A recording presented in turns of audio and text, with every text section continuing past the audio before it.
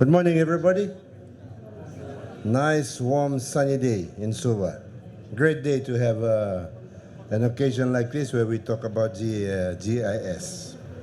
The Permanent Secretary for Fisheries and Forests, Permanent Secretary for Mineral Lands and Mineral Resources, who will probably be here later on, the representatives of the various agencies and institutions, invited guests, ladies and gentlemen. Good morning to everybody. It's a great pleasure for me to be here to officiate the World GIS Day for 2022. And this year's theme is Inspiring Spatial Citizens. I understand that the very first World GIS Day was initiated back in the United States of America by Ralph Nader way back in November 1999. It's been quite a few years now. And this gentleman believed that having a day to commemorate or to recognize and to appreciate and to celebrate GIS would be a great way for people, especially those at the grassroots level, to learn about geography and the GIS technology. And you can see it's all displayed here for us today. And here we are 24 years later in the heart of Suva, joining the many GIS practitioners all around the world to raise awareness on the power and the benefits of GIS, and to inspire our citizens to be spatially minded. The World GIS Day here in Fiji has brought together our universities, government, non-government agencies, schools, and GIS professionals to showcase GIS in their various fields of work. GIS has been present in Fiji for many years, and the growing appreciation by the government as a powerful decision-making tool to guide planning for resource deployment and informed decisions is well known. From the creation of dashboards for the COVID-19 pandemic response, to relief trackers to monitor and guide relief distribution during tropical cyclone events that affect our nation, GIS has enhanced the efficiency and the effectiveness of government operations and services, and it continues to support our national development priorities and our programs. GIS has made it simpler to understand our surroundings and the environment and make decisions regarding the environment. Within GIS, one can analyze the geographic spread of data to gain better insight into distribution patterns.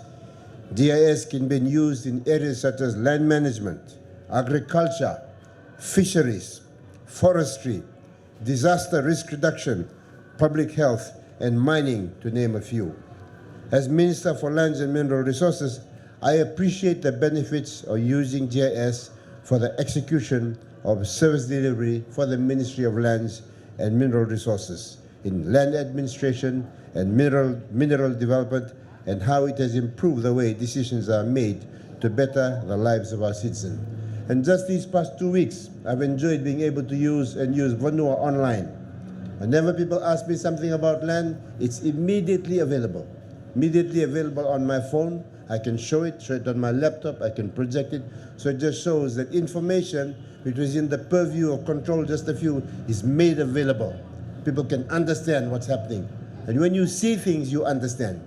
Sometimes you hear it, it goes in and go out, but when you see it, seeing and hearing, it really allows us to fully understand things. So I've really appreciated that bit. And you know that Vanua View Online is now available free on your phones. Any piece of land in Fiji, you can get Vanua View and you can see some details about that land. So the celebration of World GIS Day is an excellent way to raise awareness to our citizens on how technology, and in this case, how GIS technology is applied in their day-to-day experiences, such as using digital maps to find directions on how to get to a certain place. Now you have Google Maps, I don't know whether it's maybe there's still but it's quite useful.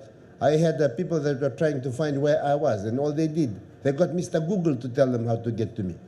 Very, very useful nowadays, to knowing what kinds of services are provided at which locations, from searching via their personal computers or their mobile phones.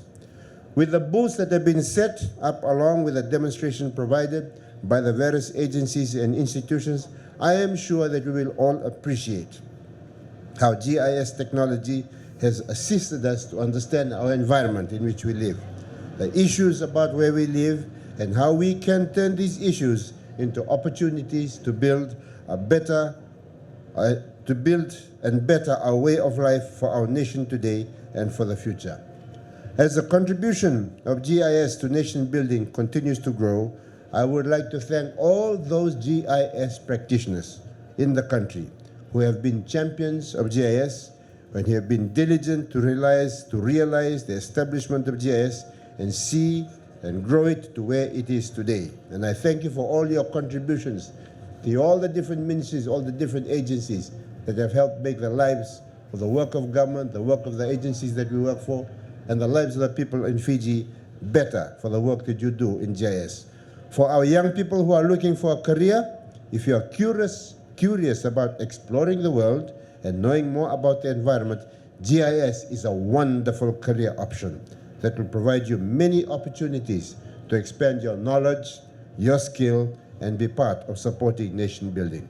I congratulate all the organizers of the World GIS Day, all our GIS practitioners, and the leadership provided by the permanent secretaries, the head of the various agencies and institutions on the occasion of World GIS Day, and look forward to your continued efforts in the development and expansion of GIS in Fiji.